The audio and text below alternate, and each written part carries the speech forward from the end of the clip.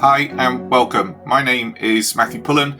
I am Senior Lecturer at the University of South Wales and I'm also an independent consultant at Think Creative.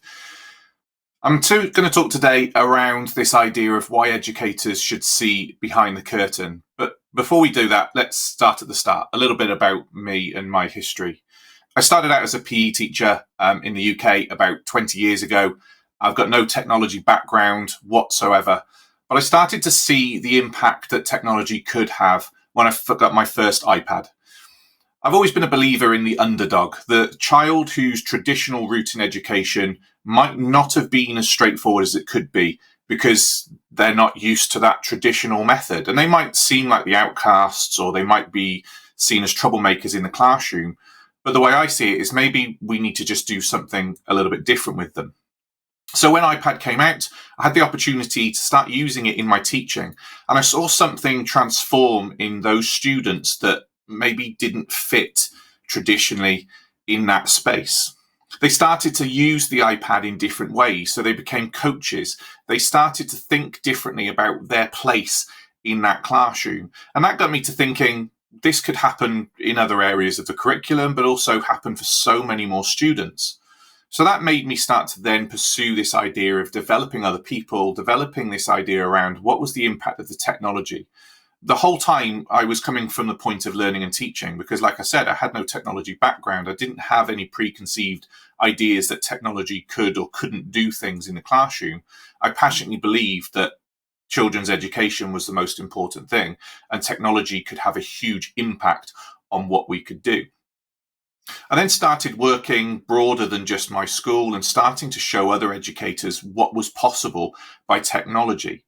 And I suppose in those early days, maybe 10, 11 years ago of using technology, in my case, it was very much the teacher had a device and the rest of the stuff was, again, very traditional technology. There were a PC console at the front of the desk.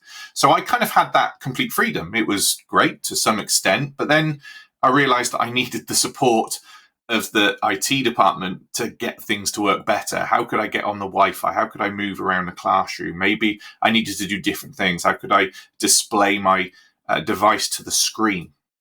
And that's even before I started considering the students using their devices in the classroom as well. So it kind of gets me thinking, like, what do educators need from technology?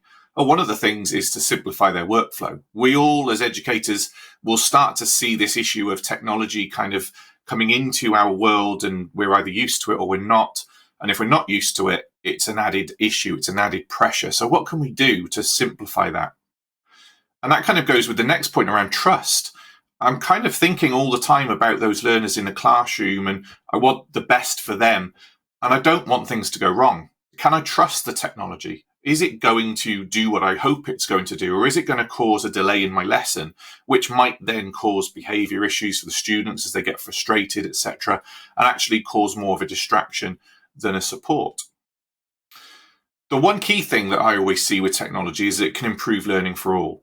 I mentioned that around the fight for the underdog, to see things differently in what they do and how they learn and how they demonstrate their learning. And I think we've all seen this over the last year at least, that technology has enabled so much more learning to take place because we've had to do it. Well, that doesn't change when we go back to the classroom. Technology will still have that role. So how does that technology improve learning for all? And how can it provide new opportunities? Like I said, that PE lesson that transforms from everybody doing the same thing to everybody finding a role for themselves, be it a coach, be it a support assistant, be it someone who's great at giving feedback, someone who's great at being a leader. We don't all have to be the performers, much in the same way in professional sport. The whole team is made up by people beyond those people that kind of take the field at any given time.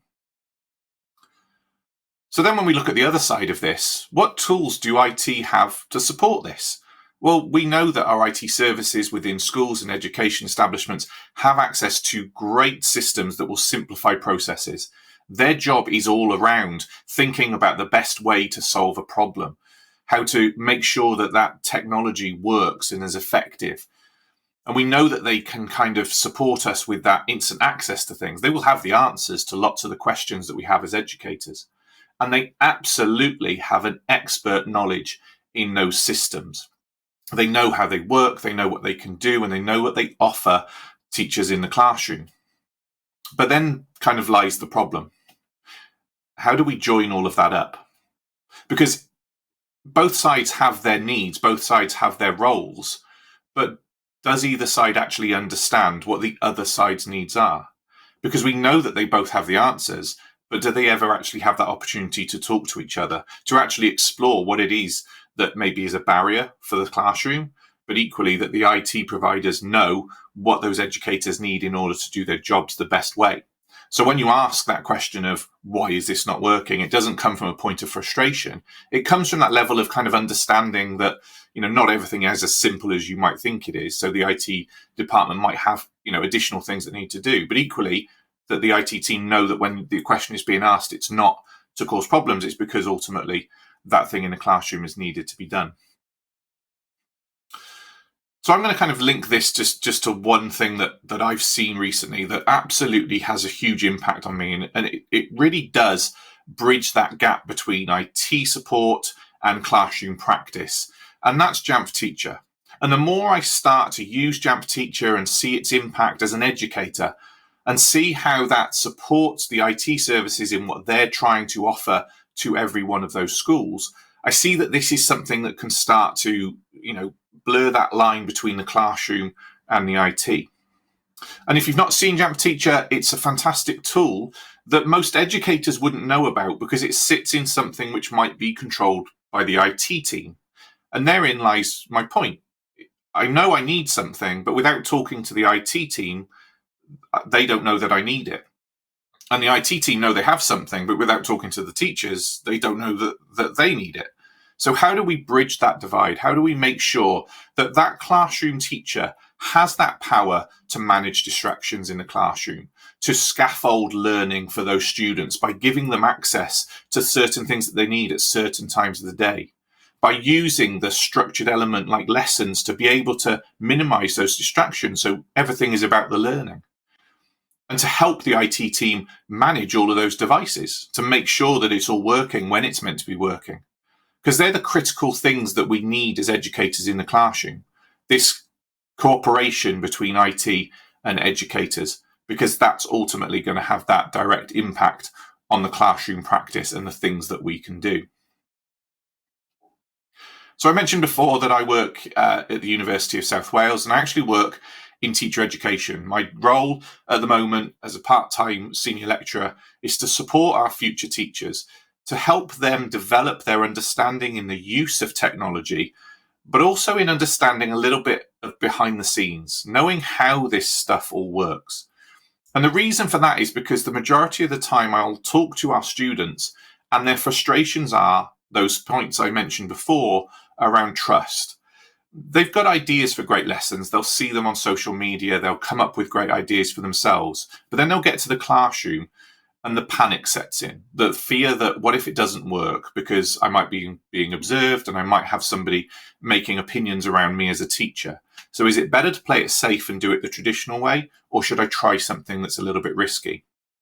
And the risk is not necessarily about the use of the technology to do the learning. It's, will the technology work? Will it enable the students to do the things that I want them to do?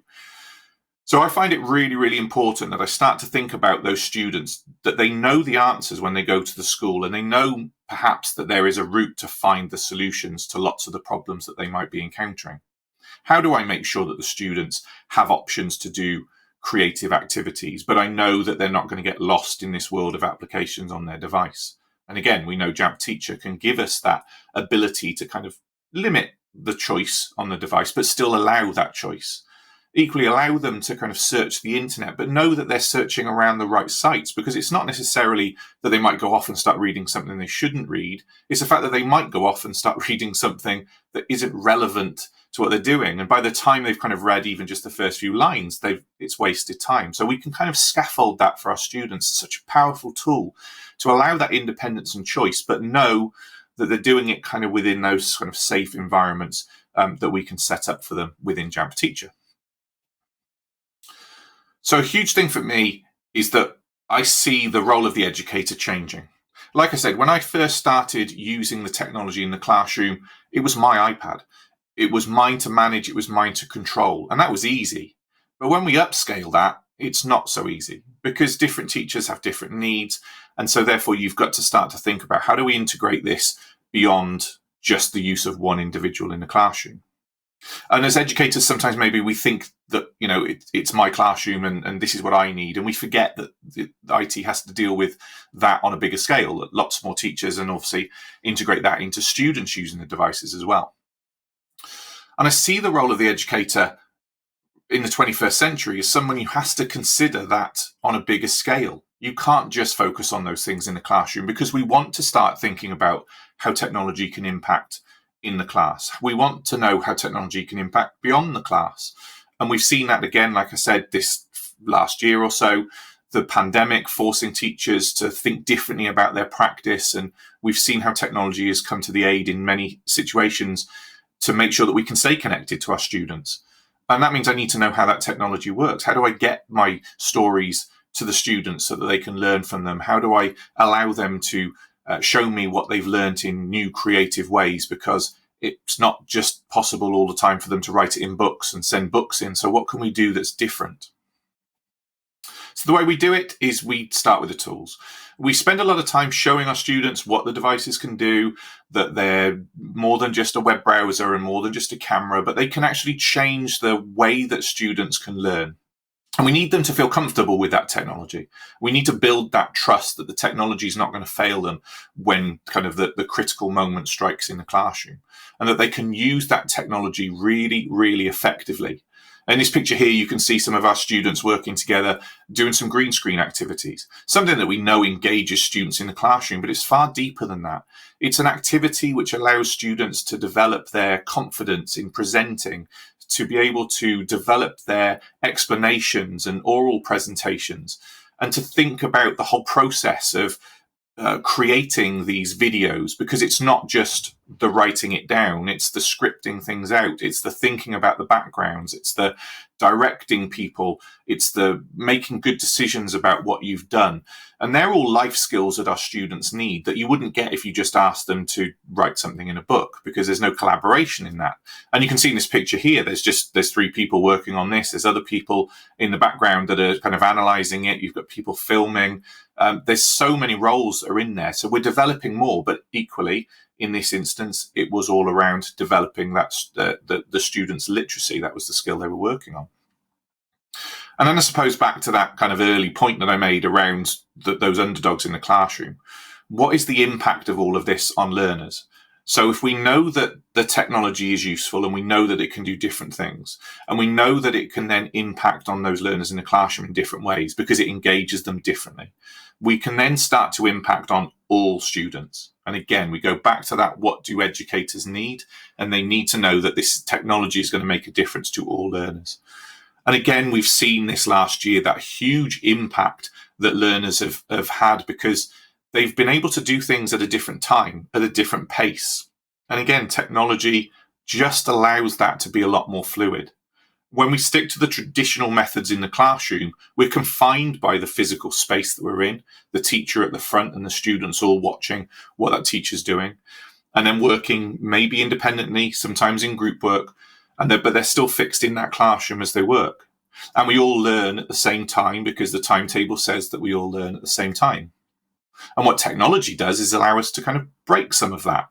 Maybe there's a student that needs to work separately to other people. Maybe they want to go and research something in more detail. Or maybe they already know some of the answers to this because at home they've got different access, their parents influence them in different ways, or they've got a real passion for something. And maybe it's an opportunity for them to not have to sit and listen to the teacher, but to go off and do something and work with a small group, take a different lead and do something slightly different in that classroom environment. And when we do that, we can step back as educators and start to see the impact of all of this and start to realize that it's okay to kind of let loose the reins a little bit, to allow the students to learn at a pace in a style that works for them, but always making sure that we keep them safe on that technology. And we go back to that trust element.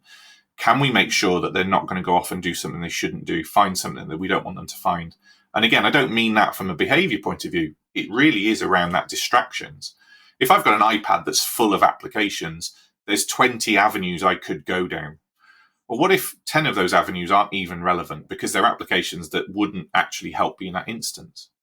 Imagine limiting that down to just 8 applications, which would all be reasonable applications that you could use, maybe research, maybe something from a creative point of view. Now, all of a sudden, I've kind of got that trust in the device to know that students might be making decisions, and that's a good thing, but they're not going to be making kind of crazy decisions that just lead them down a path that isn't something I want them to lead on. And it's one thing that's really vital, something that's really, really important for us at university with our future teachers, is to make sure that they are really thinking about their planning. That when they create their lessons, they think about this from the point of the plan, that their lesson objective is being considered and technology is being used effectively at all points. It's not just a case of we have the technology, so we should be using it. It's a case of now making those informed decisions based on what the technology can do, what we know the impact is on our learners, and then what's right for those students at any given time.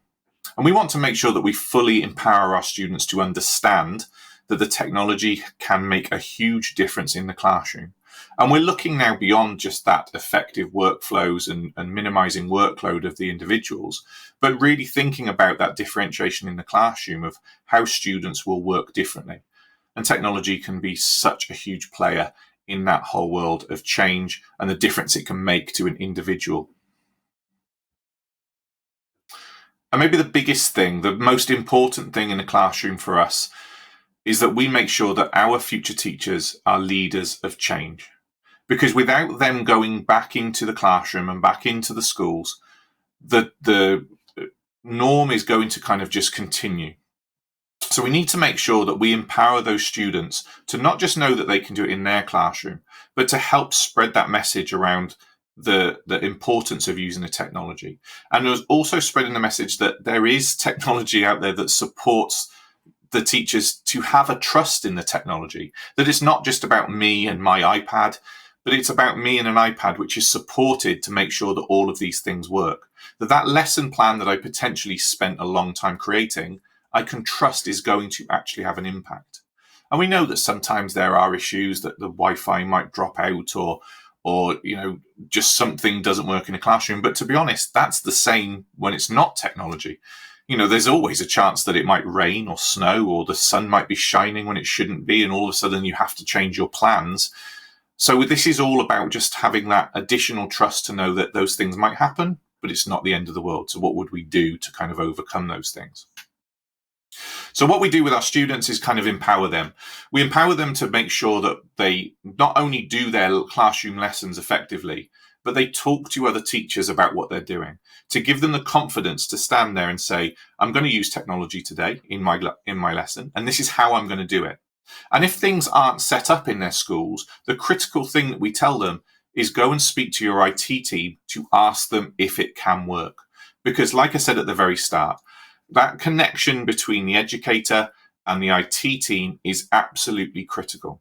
And the answers are there on both sides. And it's with knowing that the students can speak as a team with those additional support staff around a school that we know we can make that difference in the classroom. So the critical thing is that the IT needs to understand the classroom, but the educators should absolutely know all of the possibilities.